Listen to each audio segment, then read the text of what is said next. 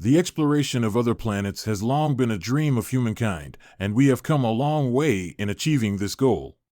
One of the most important tools in this endeavor is the use of rovers, which allow us to explore the surface of other planets in great detail.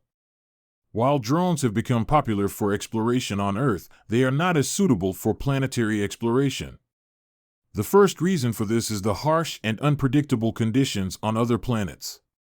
For example, on Mars, the surface is covered in rocks and uneven terrain, and the atmosphere is thin, with dust storms that can last for months.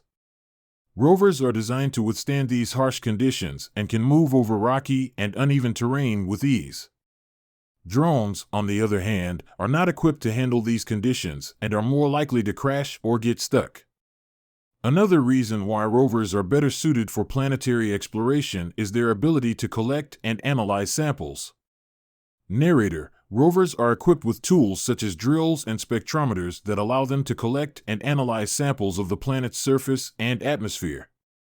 Drones, on the other hand, can only take aerial footage and cannot collect physical samples for analysis.